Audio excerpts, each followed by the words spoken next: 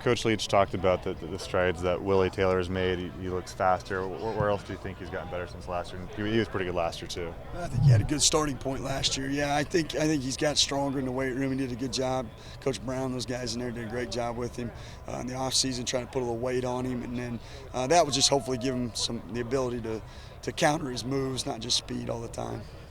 Do you think the play he made at the end of the Alamo Bowl was one of the more undersung plays of the game?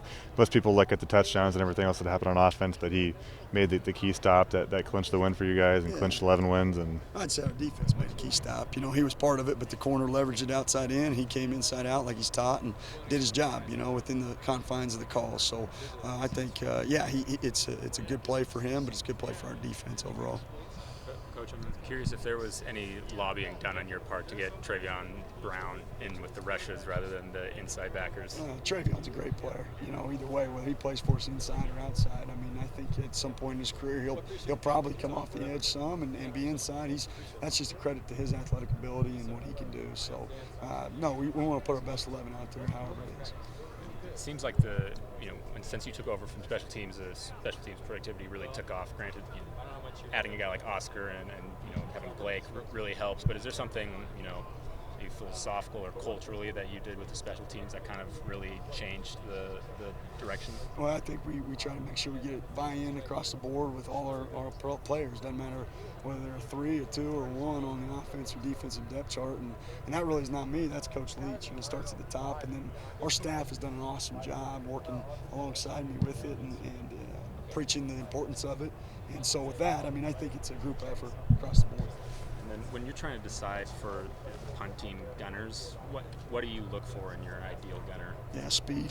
It's pretty simple. Yeah, I want speed. I want a guy that can get out of a press and all those types of things, and then hopefully make a play on the ball. But ultimately, if you can go force a fair catch, you don't have to be able to tackle. So it starts with speed first. Have you liked, you guys rep special teams a lot, and that's obviously a big part of the practice. Have you liked what you've seen so far from the people running at gunner and everyone else in the special teams? I think we're heading in the right direction. I thought the scrimmage was a good indication of just a starting point, and we've got to continue to build on it.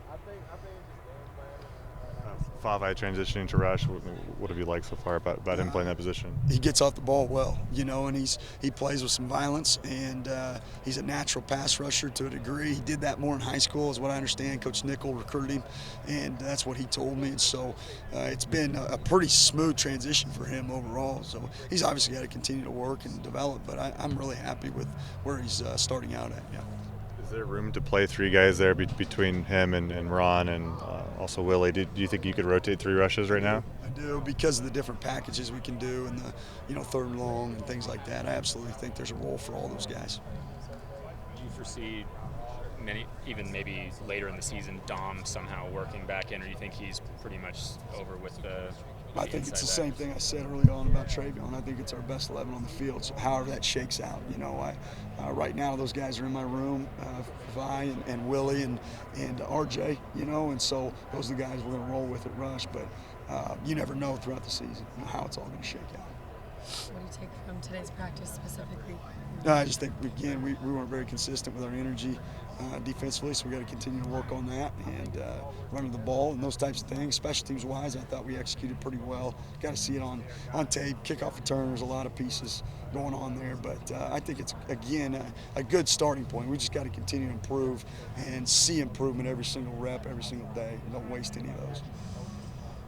Have you ever watched the NFL Hard Knocks show, the HBO show that they play? I've seen a few episodes of different seasons. I've never sat there and watched the whole season or anything, but I know what it is, yeah. But there's obviously conversations about them possibly bringing a college-type show to Pullman this fall. Would you be receptive of that? Do you think that would be good for the program exposure and kind of spreading your guys' name? I think you can look at it 2 ways. I think it helps their exposure from a recruiting standpoint, and then, the other part of it is just letting them in your doors. There's some things that obviously you want to keep in-house. So there's a give and take to all of it.